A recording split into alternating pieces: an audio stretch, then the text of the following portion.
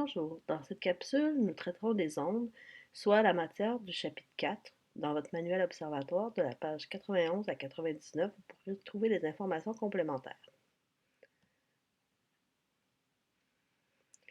Donc tout d'abord, qu'est-ce qu'une onde? Donc c'est une perturbation qui se propage. Donc une onde va être le déplacement de l'énergie. L'énergie va se déplacer de l'endroit à un autre sous forme d'onde.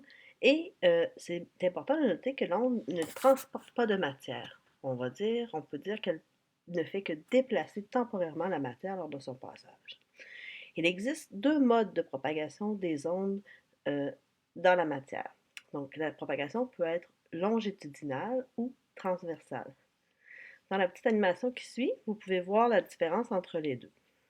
Donc, si on observe le déplacement de l'onde qui se fait de gauche à droite, on peut constater que dans l'onde longitudinale, les particules de matière se déplacent parallèlement, donc au déplacement de l'onde qui s'en va vers la droite, alors que dans une onde transversale, la matière se déplace de façon perpendiculaire au milieu. Veuillez noter que le terme milieu ici signifie matière ou endroit où l'onde se déplace. Dans cette autre représentation, nous pouvons voir encore la différence entre une onde transversale et longitudinale. Donc, dans le haut, nous avons une onde transversale qui va se propager. Le milieu se déplace perpendiculairement, donc le point rouge se soulève, alors que dans l'onde longitudinale, le point se déplace parallèlement au déplacement du milieu. Donc, une autre représentation des ondes transversales. Donc, si on observe le déplacement de l'onde, l'onde va se déplacer de la gauche vers la droite encore.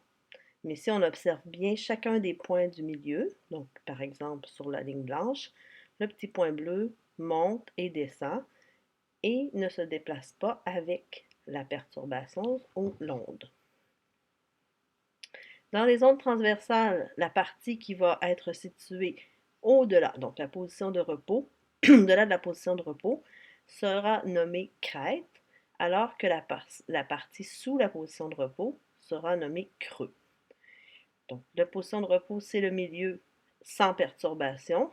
Quand l'onde passe, la perturbation va soulever la matière temporairement. Donc, on va appeler ça une crête et descendre sous la position de repos, on va appeler ça un creux.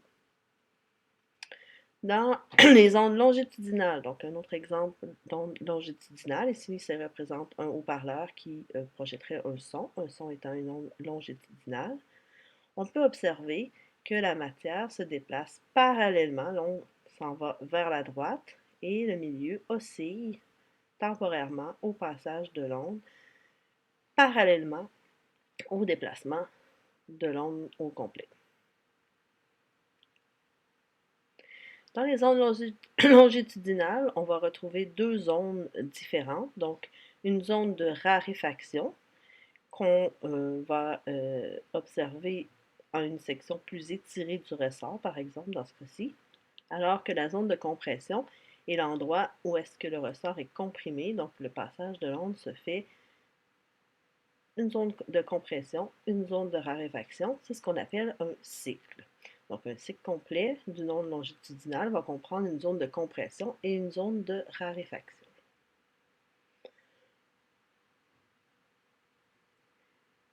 Il est possible de qualifier les ondes de différentes façons. Nous venons de voir qu'on peut les classifier selon leur moyen de propagation. Donc, on va dire que ce sont des ondes transversales ou longitudinales. Et on pourra les qualifier aussi selon leur amplitude, leur longueur d'onde ou leur fréquence. Donc, voyons chacune de ces caractéristiques indépendantes. Les caractéristiques des ondes. Donc, le cycle complet d'une onde, on va appeler ça une longueur d'onde. Le symbole pour désigner la longueur d'onde, c'est la lettre lambda, donc une lettre grecque, qui ressemble à un Y à l'envers. Dans une onde transversale, la longueur d'onde va correspondre à un cycle complet, c'est-à-dire à une crête et un creux. Donc, on mesure la distance entre les deux pour savoir de quelle longueur est l'onde. Donc, on dit la longueur d'onde. On peut la mesurer à différents endroits. Ce qui est important, c'est qu'on ait une crête complète et un creux complet. Par exemple, on pourrait commencer ici et l'onde se termine là. Donc, la longueur d'onde, c'est la distance entre ces deux points. Même chose, on pourrait commencer à la position de repos et revenir à la position de repos. Donc, la longueur d'onde serait de cette longueur. Dans une onde longitudinale, donc la longueur d'onde correspond à une zone de compression et une zone de raréfaction qui se suivent. Donc, si on regarde dans l'exemple qu'on a ici, la longueur d'onde commence au début de la zone de compression et se termine à la fin de la zone de raréfaction. Et la distance qu'il y a entre les deux correspond à la longueur d'onde. On pourrait la mesurer au début d'une zone de raréfaction et à la fin d'une zone de compression, on aurait un cycle complet. Donc, la longueur d'onde serait la distance entre les deux. Donc, il faut se rappeler que la longueur d'onde, c'est la longueur d'un cycle complet, peu importe le type d'onde. Une autre caractéristique des ondes est l'amplitude. Donc, son amplitude correspond à la distance maximale parcourue par une particule du milieu par rapport à sa position au repos. Le symbole qu'on va utiliser, c'est le A majuscule. L'unité de mesure va être en mètres. Donc, plus souvent, ça va être des déclinaisons du mètre, par exemple le centimètre, le millimètre, le nanomètre, etc. Il faut noter que l'amplitude va dépendre de l'énergie transmise par l'onde. Donc, plus la quantité d'énergie transportée par une onde est importante, plus l'amplitude va être grande. Par exemple, dans une onde transversale, donc on va mesurer la hauteur par rapport à la position au repos, donc soit la hauteur d'un creux ou d'une crête. Donc, dans l'exemple que nous avons ici, la position de repos est représentée par la ligne rouge. Donc, l'amplitude pourrait être la hauteur entre donc, la position de repos et le plus haut de l'onde, c'est-à-dire le haut de la crête, ou encore la hauteur entre le milieu de repos et le creux pour mesurer l'amplitude. Dans une onde longitudinale, cette fois, donc c'est un petit peu plus difficile à évaluer, mais on va parler de la densité de la zone de compression. Donc, la densité, c'est comment est-ce que l'onde va se resserrer dans la compression. Donc, si on regarde les deux exemples, en haut, on a une zone de compression qui est peu dense, les ressorts est plus étiré que dans la partie en bas, ici où est-ce que la zone est très dense. Donc, dans la l'onde du haut, l'amplitude sera plus petite parce que la densité est moins grande, alors que dans l'exemple du bas, l'amplitude sera plus grande parce que la densité est plus grande. Donc, il faut se rappeler que l'amplitude dépend de l'énergie. Donc, s'il y a plus d'énergie, le ressort, dans ce cas-ci, sera plus comprimé, donc aura une amplitude plus grande. Une autre caractéristique des ondes, c'est sa fréquence. Donc, on peut qualifier une onde selon sa fréquence. Ça va représenter le nombre de cycles par unité de temps. On se rappelle qu'un cycle, c'est une onde complète, donc soit une crête et un creux pour une onde transversale, ou dans une onde longitudinale, ce sera une zone de compression et une zone de raréfaction adjacente. Le symbole, on va utiliser un F minuscule pour représenter la fréquence et on va mesurer l'onde en Hertz. L'unité de mesure Hertz signifie un cycle pendant une seconde. Donc, si j'ai une onde qui a une fréquence de 1 Hz, ça veut dire qu'il y a un cycle qui passe à chaque seconde. Puis, pour mesurer la fréquence d'une onde, justement, on va dénombrer le nombre de cycles qui vont se former en un point donné pendant une certaine période de temps. Et on va donc remettre ça en Hertz, donc le nombre de cycles par seconde. Dans les exemples qu'on a ici, donc si on suppose que la distance entre le début et la fin de la séquence qu'on observe dure une seconde, on va compter le nombre de cycles complets qu'on a dans notre onde. Ici, on a 3 cycles et demi pendant une seconde, donc on a une fréquence de 3,5 Hz. Donc on va diviser 3,5, 3,5 par 1, ça fait 3,5 Hz. Si on observe celle du bas et qu'on compte tous les cycles complets, on va calculer 14 cycles et demi, donc 14,5 Hz.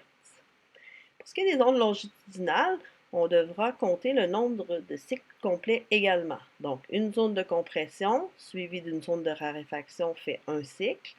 Donc, dans cet exemple-ci, nous avons 3 cycles complets pendant 1 seconde. Donc, la fréquence est de 3 Hz. Dans l'exemple du bas, nous avons 4 zones, donc 4 cycles complets d'une onde longitudinale, donc ce qui fait une fréquence de 4 Hz. Donc, on va parler de basse fréquence quand il y a moins de cycles qui passent par seconde et d'une haute fréquence quand il y a plus de cycles qui passent par seconde.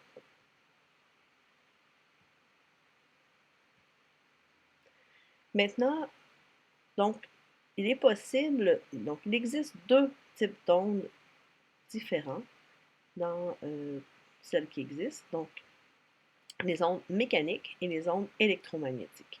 La différence entre les deux, c'est qu'une onde mécanique va absolument avoir besoin de matière pour se propager, donc soit du solide, du liquide ou du gaz, dans l'air, dans de l'eau par exemple, ou dans une matière solide.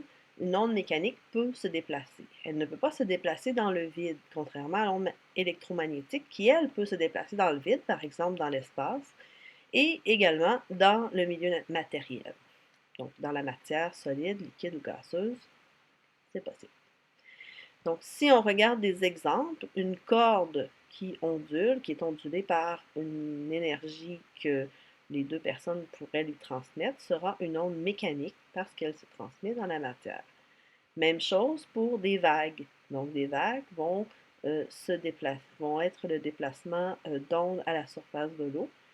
C'est une onde mécanique. Un son est une onde mécanique, ne peut se transmettre que dans la matière. Donc, dans l'espace, on n'entendrait pas de son parce que le son ne peut pas se déplacer, par exemple.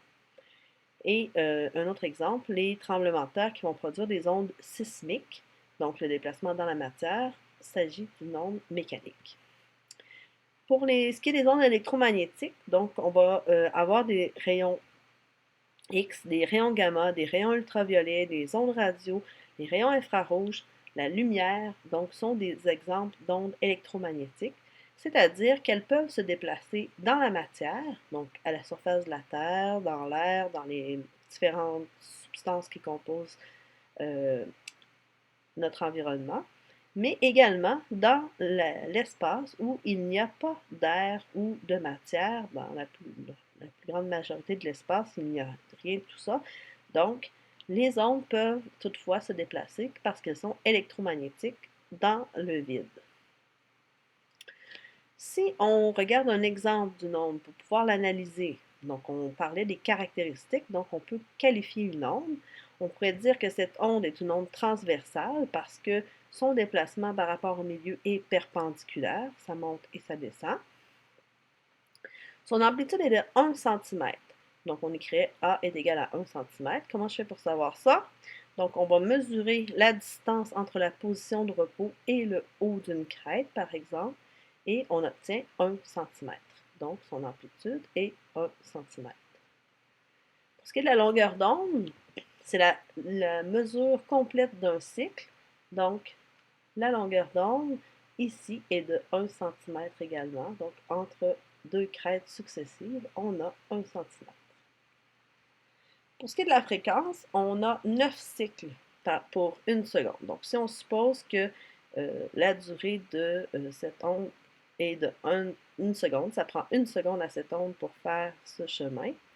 Donc, on va calculer un cycle, 2, 3, 4, 5, 6, 7, 8, 9 cycles pendant 1 seconde, ce qui signifie une fréquence de 9 Hz. Parce qu'on se rappelle qu'un Hz, c'est pour 1 seconde. Ici, voici un résumé des différents éléments que nous avons vus dans cette présentation. Donc, 3 grandes catégories d'informations par rapport aux ondes. Quels sont les types d'ondes? Il y a 2 types possibles. Les modes de propagation, encore 2 modes possibles, et les caractéristiques spécifiques qu'on va utiliser pour caractériser les ondes. Donc, 3, la longueur d'onde, l'amplitude et la fréquence. Si on reprend chacun des éléments séparément, Donc, le type d'onde va être soit électromagnétique ou mécanique. Électromagnétique, c'est quand l'onde peut se déplacer dans le vide et dans la matière, alors que mécanique se déplace uniquement dans la matière. Pour ce qui est des modes de propagation, encore deux possibilités, soit l'onde est transversale ou elle est longitudinale. Si elle est transversale, son déplacement est perpendiculaire au sens du déplacement de l'onde. Et on va avoir la formation de crêtes et de creux dans la formation de l'onde. On fait à noter que les ondes électromagnétiques sont toutes des ondes transversales. Donc la lumière, les ondes radio, les rayons gamma, les rayons X, etc. sont toutes des ondes qui sont électromagnétiques et transversales. Pour ce qui est des ondes longitudinales, on va avoir un déplacement qui est parallèle au sens de déplacement de l'onde. Donc, on va ainsi obtenir des ondes de compression et des ondes de raréfaction qui vont caractériser les ondes longitudinales. Pour ce qui est des caractéristiques qui peut s'appliquer à n'importe quel type d'onde, donc on va avoir la longueur d'onde qui se mesure en centimètres, en mètres ou en nanomètres. On utilise la lettre lambda pour identifier la longueur d'onde. La longueur d'onde fait référence à un cycle. Donc, dans une onde transversale, on va mesurer la longueur d'onde pour un cycle complet, par exemple entre deux crêtes ou entre deux creux, ou entre la position de repos dans une onde, entre deux positions de repos. Alors que dans une onde longitudinale, on va mesurer la distance entre le début d'une zone de compression et la fin d'une zone de raréfaction adjacente. Pour ce qui est de l'amplitude, donc c'est la mesure entre la position de repos et la distance maximale parcourue par l'onde, donc la hauteur d'une crête ou d'un creux dans une onde transversale, et la densité d'une zone de compression dans des ondes longitudinales. Pour ce qui est de la fréquence, donc on va mesurer la fréquence en Hertz et la fréquence va être déterminée par le nombre de cycles qu'il y a pendant une durée précise de secondes. Les ondes lumineuses, qui sont les ondes qui nous intéressent davantage, donc sont des ondes électromagnétiques et transversales. Donc, on a dit que les électromagnétiques sont toujours transversales, alors que les ondes sonores sont des ondes mécaniques et longitudinales. Donc, deux types d'ondes qui ont des caractéristiques différentes. Quand on parle des ondes sonores, donc quand on va parler d'amplitude, si on mesure l'amplitude d'une onde sonore, on va dire si le son est fort ou faible, par exemple. Donc, on parle de l'intensité sonore et on va mesurer cette amplitude en décibels. C'est l'échelle de mesure d'intensité sonore, donc d'amplitude des ondes sonores. Alors que la fréquence d'une onde sonore va déterminer la tonalité d'un son. Par exemple, si le son est grave ou aigu. Et l'unité de mesure est en Hertz.